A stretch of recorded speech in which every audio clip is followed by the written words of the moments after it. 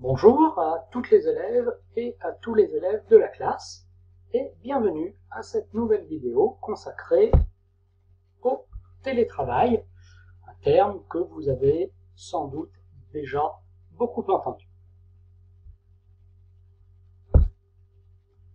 Alors, comment définir le télétravail?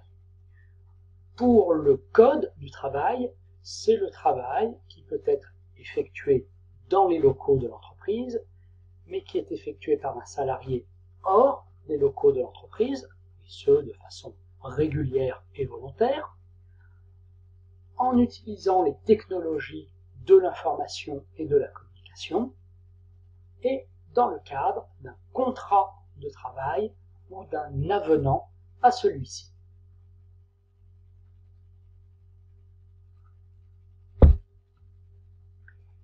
Dans quel lieu peut s'exercer le télétravail?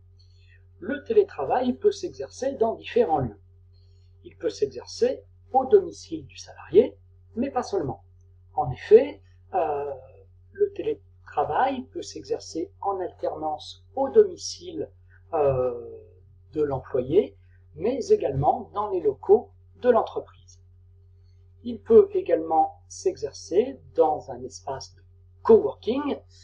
Alors, un espace de coworking, c'est un espace de travail équipé et partagé par plusieurs utilisateurs issus d'entreprises différentes dans le but de mutualiser les ressources et les infrastructures et donc de réaliser des économies.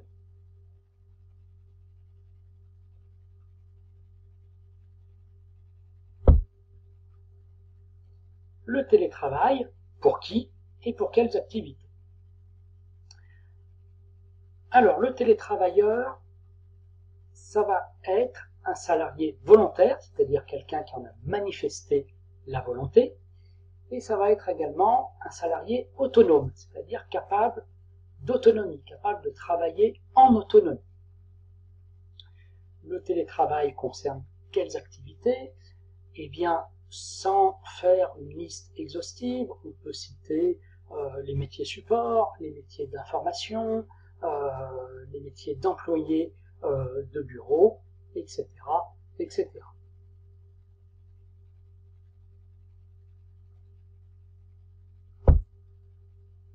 Parlons maintenant du cadre juridique du télétravail.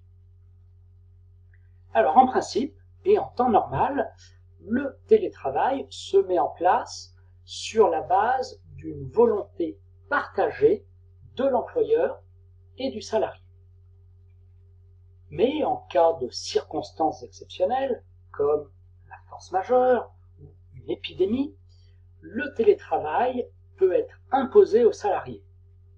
Et le refus du salarié va constituer une faute de sa part qui appellera donc une sanction disciplinaire.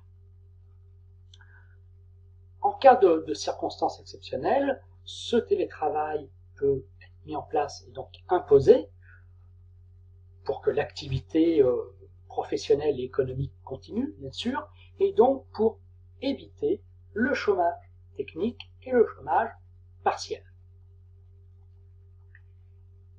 Le télétravailleur, c'est un salarié, il a le statut de salarié, et c'est un salarié comme les autres, c'est-à-dire qu'il a les mêmes droits que les autres salariés de l'entreprise. Par exemple, si les autres salariés de l'entreprise bénéficient de titres restaurants, de chèques déjeuner, le télétravailleur en bénéficiera également.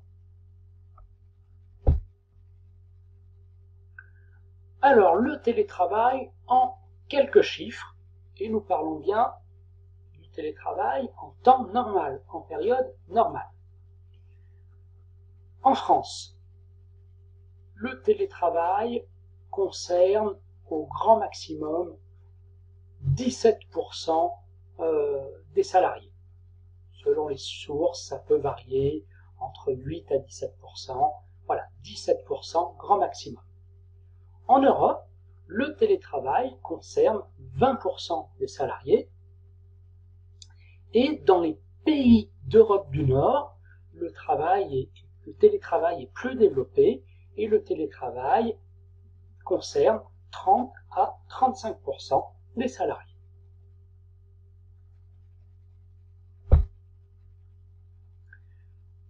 Le télétravail présente des avantages et des inconvénients pour le salarié et également pour l'employeur. Voyons quels sont ses avantages et ses inconvénients. Le salarié trouve dans le télétravail des avantages. Il y trouve de l'indépendance. Il y gagne du temps aussi. Il ne consacre pas de temps ou il consacre moins de temps au trajet, au transport.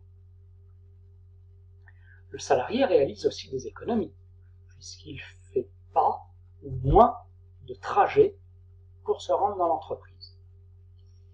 Le télétravail apporte également aux salariés un meilleur équilibre entre son travail et sa vie personnelle, sa vie de famille.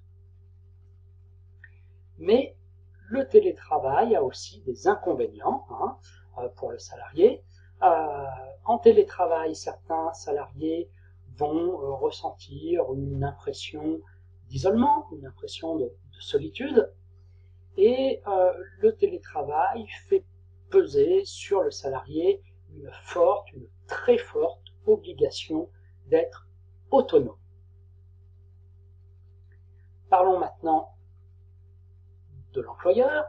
Le télétravail a des avantages pour l'employeur. Le télétravail permet à l'employeur de réduire ses coûts. En effet, ça peut permettre de réduire les coûts relatifs aux locaux. Grâce au télétravail, l'entreprise pourra se satisfaire de locaux plus petits. Ça peut être également des économies sur les dépenses d'électricité, les dépenses de chauffage, etc. Le télétravail peut permettre aussi à l'employeur une insertion plus facile de travailleurs en situation de handicap. Mais le télétravail a aussi des inconvénients pour l'employeur, dans la mesure où ce télétravail peut venir diminuer et limiter la cohésion et la culture d'entreprise.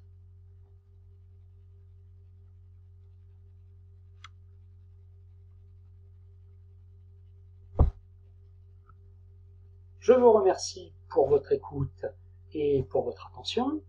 Je vous souhaite bien sûr un bon travail et si vous souhaitez être informé des prochaines mises en ligne, vous pouvez bien sûr cliquer sur le bouton s'abonner de la chaîne YouTube.